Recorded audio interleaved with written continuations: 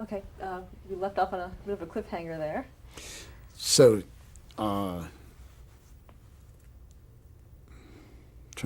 to figure out exactly the words on which I left it. So we get to the U.S. Embassy, and here's this lineup for this nightline with Saddam Hussein, and our hearts fall, and we call New York and say they got Saddam Hussein, and he said no, they didn't get Saddam Hussein. No, they didn't get him, and it was all Koppel and his idea of great fun, funning the competition, and had left this carefully placed and had the acting ambassador Joe Wilson, who's now famous, make sure we saw it just so that our hearts would drop. But there was a big price for that, because then we didn't make it back that weekend for our wives, and we were there for 6 weeks. We broadcast for 6 weeks, going back and forth between Saudi Arabia, where the troops were, Jordan, where people were, into Iraq, we were in Baghdad at the time that they were rounding up Americans and holding them hostages, which was one of the more scarier things in the course of that. But in the course of that, Koppel had to get back to his broadcast and left the ground to us, and just by virtue of pure staying long enough, in the middle of the night there came a call that we need you to come, and they pulled Dan out in the middle of the night by himself, and we had camera crews and all that, and there was no way that they were going to let us use our camera crews. And he thought he was going to meet with the foreign minister, and took him to this place where Dan did it completely on his own, much to my disappointment, but to my thrill to get it, and then to get it out of there and satellite it and on the air, and to have the first interview with Saddam. But that was an extraordinary period and moment, and Rather is this amazing person who, we worked so long and so hard, and you'd feed because of the time difference in the middle of the night, and then have to travel at night to get to the next spot that you were going to be, so that we were so exhausted that finally, about at the end of the fourth week, we finally had a weekend off, and Dan went to bed, and Dan is this amazing power sleeper that he can discharge his batteries about as far as he possibly can, and Dan went to bed and slept for 23 hours, and I kept going into his room to make sure he was okay, that his heart was still beating, and he just, laid down 23 hours of sleep, and then we got up, and then we, went continuously again. That's things that reporters learn to do through years of, he learned it through years of chasing Nixon's press plane all around the world. Koppel learned it chasing Kissinger, being the State Department correspondent when Kissinger was traveling all around the world, and people adapt to what they can do. But it's 23 hours, it was quite an amazing feat. I had asked you about your transition to ABC. So I was, when I finally went the way of all executive producers at CBS, I looked for jobs for 2.5 months, trying to figure out, will I ever possibly do this? And got a call from Ted Koppel and said, I've heard that, I should probably meet and talk.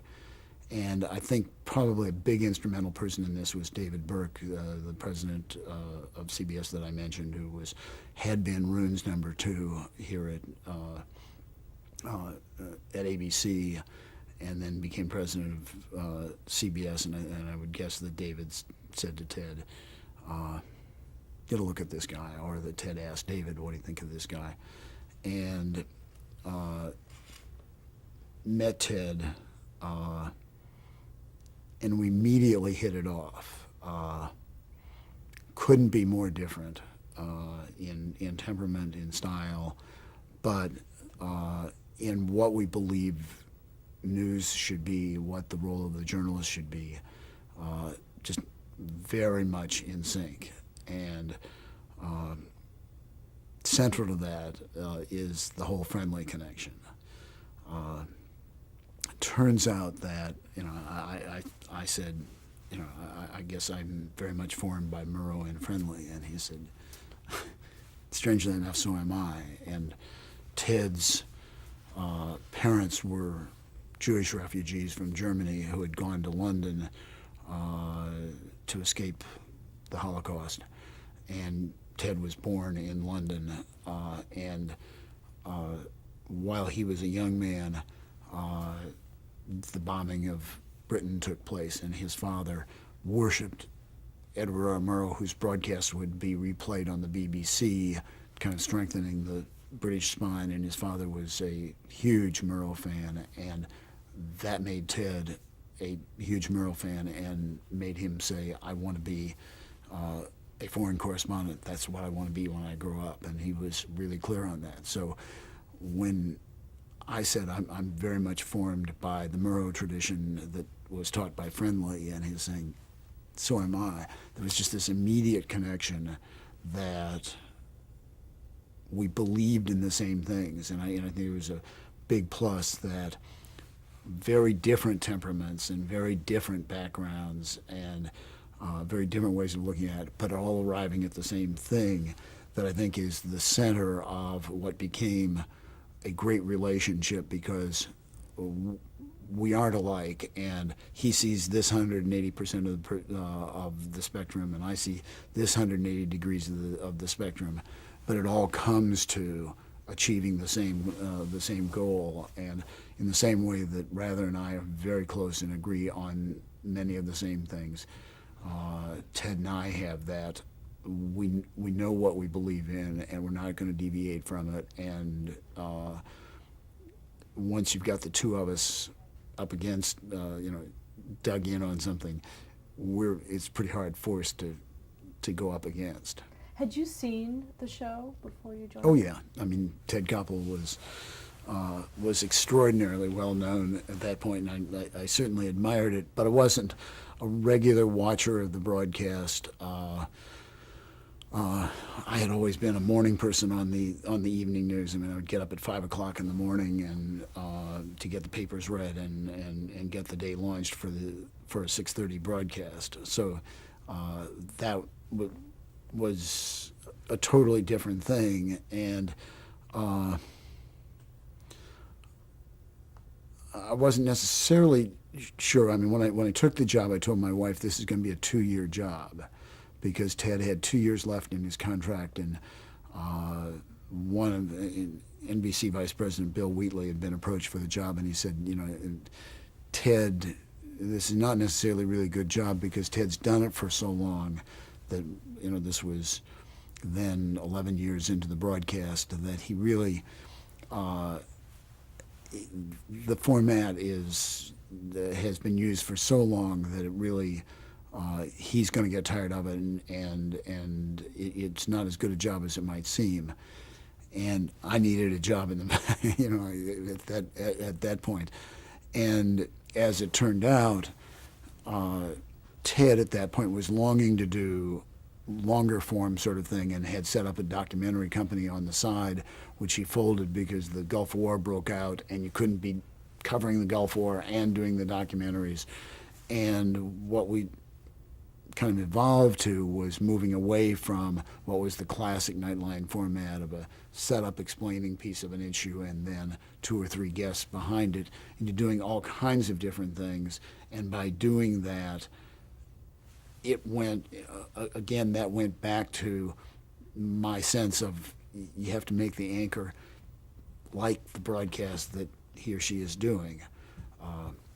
In this case, Ted was getting bored of just doing live interviews with people and was longing to do that. And if you could find a way to make the broadcast what he wants to do, and there was no reason in a half-hour broadcast that it always had to be live interviews. It could be a half hour on one subject. And if that was what it took to make Ted like what he was doing and feel good about it and to feel challenged, that's my job.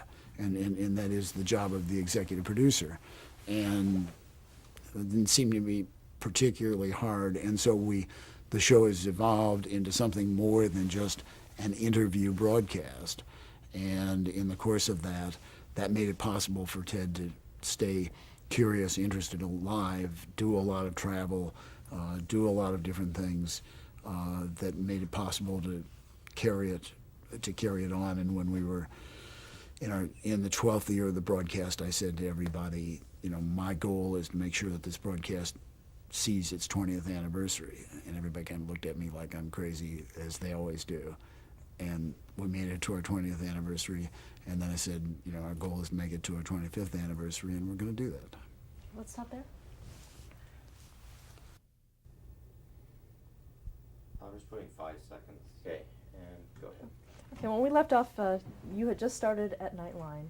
What were your duties supposed to be that you assumed? Well, going back to starting at Nightline, I had met with Ted, and we had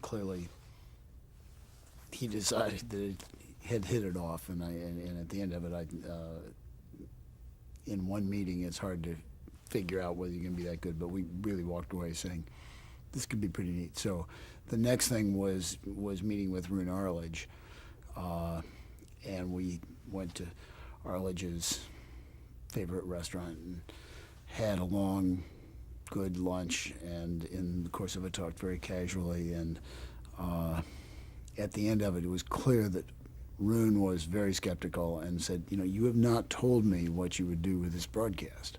I mean, you haven't given me a plan, you haven't given me a direction, et cetera, et cetera. And my answer, that is very much what I believe, is, look, there is no way that I can tell you what I can do with this broadcast. I haven't met any of the people who are on the broadcast. I don't know what turns them on. I don't know what makes them excited. I mean, what I'm going to do with this broadcast is figure out who the best people are on the broadcast. If there are people who are not pulling their weight, they won't stay on the broadcast, but the people who love the broadcast, and I think that seems to be a lot of them, find out what they love, and we're going to put on the air what they love to do. And if we do that, it'll be a great broadcast. And I guess Rune thought that was an acceptable answer because I got the job. And basically what an executive producer does is what I said a producer does. The executive producer is the mortar, that you try to put as many good bricks in a row and let them do what they're going to do, and then you figure out what the holes are, and you're the mortar that goes into that. But to a degree, it is the producer's job to make it work. And strangely enough, that is the whole job of the executive producer, and your job is to spot who needs encouragement, who needs being told you got to do this better, what resources aren't there, and make it happen. And I think the only the first obligation of the executive producer is to love what he or she is doing, because if the boss doesn't believe in it, love it, get excited about it, nobody else will. And the second major obligation is to say thank you to people when they do it well. And if you do those two things, if you have good people, they take care of themselves. So what did you find when you first came to Nightline, those first few weeks?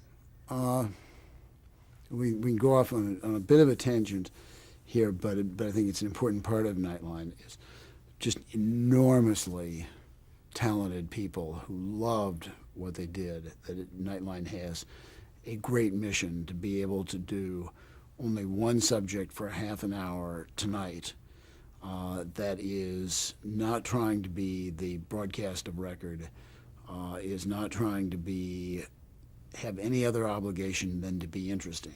When people tune in at Nightline at 11:35, they say, I wonder what Ted thinks is interesting, and I wonder what Ted's doing, and that's all that you're asking.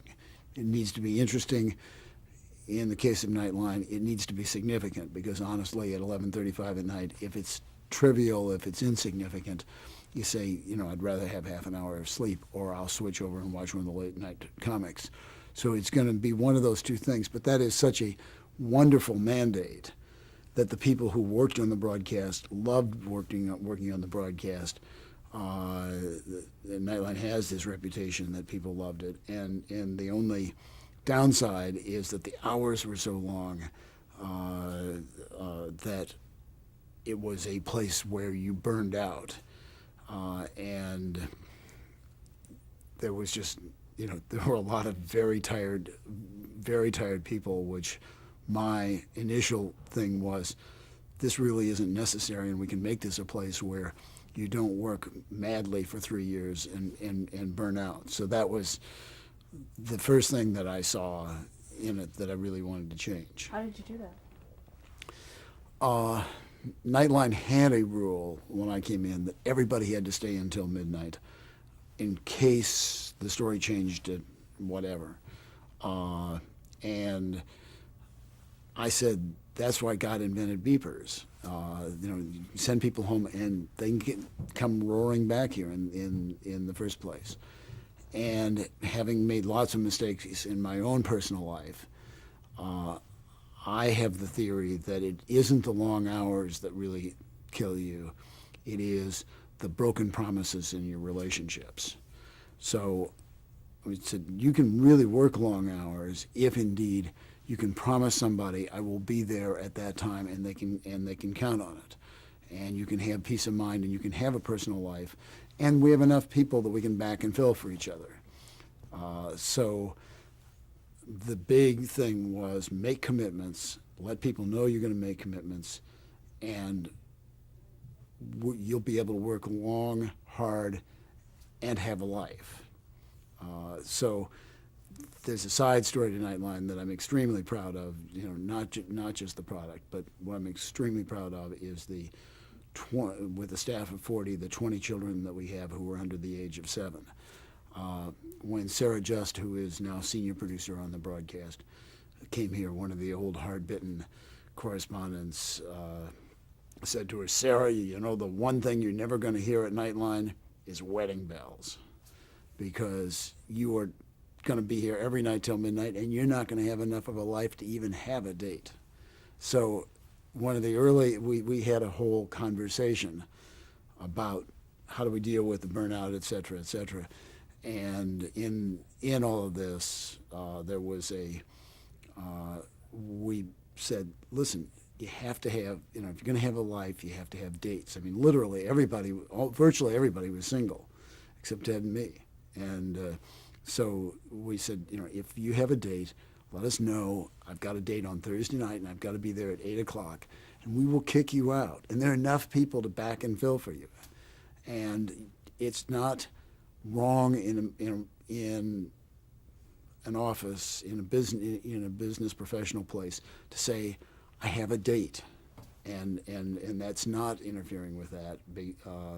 And so people started having dates, and then people started getting engaged, and then people started getting married, and people started having babies.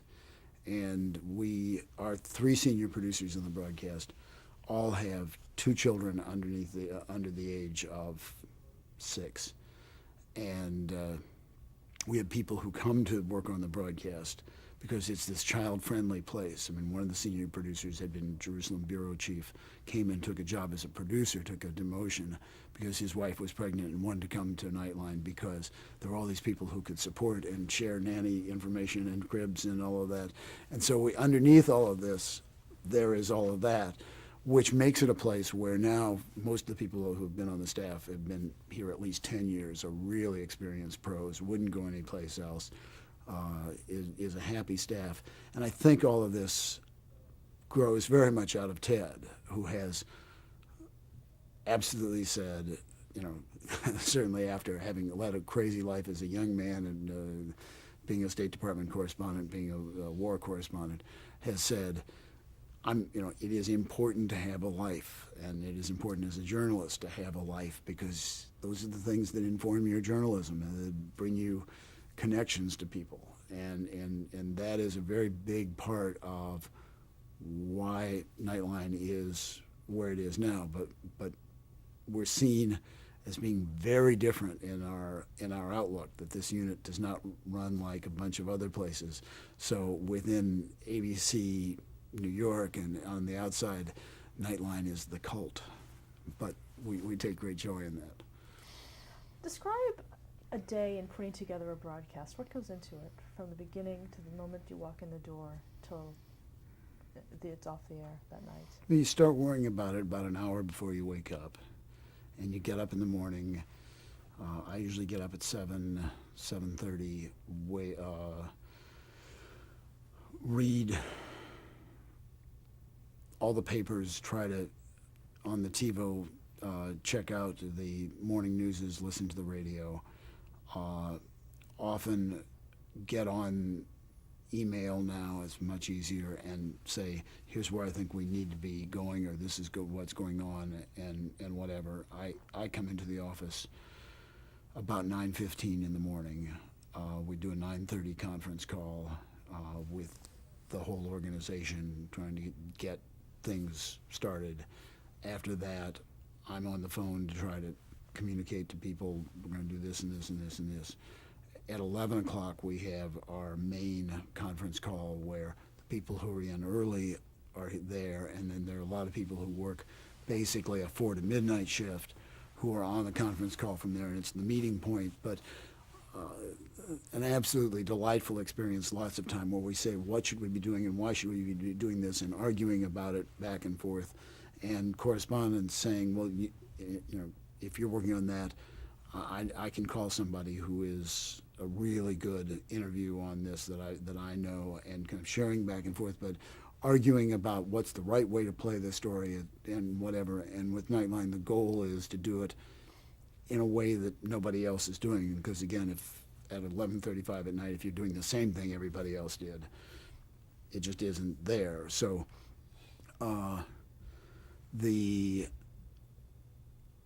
that is kind of a center of the day, and coming out of that, we know what we're going to do. We know what the orders are. People have their direction, and they're at this point, particularly with people as seniors, they know their jobs, and they go off and do them, and they do them really well. And the goal has been, with time, to be able to do Ted's part of the broadcast, either ideally to be finished by 7:30. Our studio crew goes to eats dinner from 7:30 to 8:30, or to do it right at 8:30. But the goal is to be able to give Ted a life, that after 25 years of doing this and being live for the first 12 years, every night at 11:35. Part of the reason why Ted wasn't going to be in this job for very long is he just, that's too much time away from home, away from family, etc.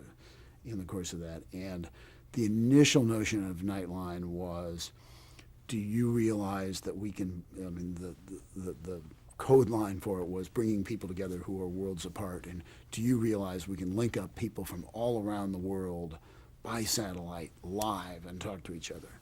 But by the time I came on 11 years in, being able to hook up people live by satellite was not that great a trick, and it was then that we evolved into things that were longer form, less interview based in a lot of situations, more reporting based in the course of that, so that we had the capability, if there wasn't a big breaking story, to actually be able to get Ted out of here. And that was a high priority towards being able to make it possible for somebody to do this for 25 years and to bring that kind of experience year after year after year.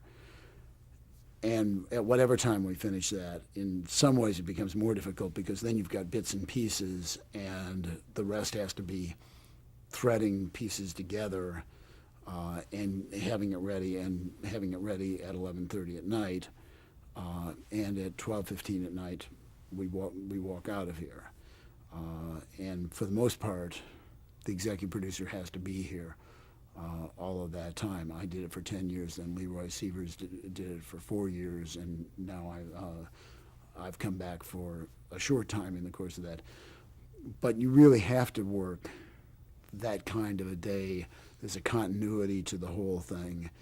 And yes, you could stay at home in the morning, but you'd have to take the 9:30 conference call, and you'd have to take the 11 o'clock conference call, and then come in at noon. And that's not having time to yourself anyway. So that's just the way it works. And if you're going to program to 4 million people a night, it bears watching that closely. Unfortunately, our children are grown up, out of the house. My wife works as hard as I do, so we can make that work. Now, what is Ted Koppel's involvement on a day-to-day basis? Is he there for all of those meetings? Oh, yeah.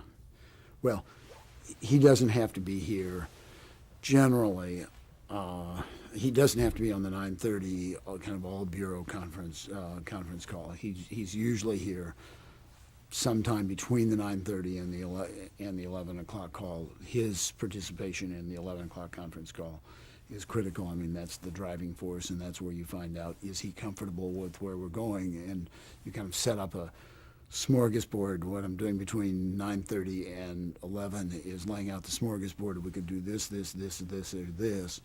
And the role of the anchor is to be able to say, I'll take this and this and this. And by making those choices, he puts his fingerprints on it. It becomes his broadcast, and it is what he feels comfortable with, and in the mix. And a lot of times you can disagree with him, but if that's what he feels good about, you know that Ted is such a pro that he'll make that happen, and he'll do it well. How would you describe his working style?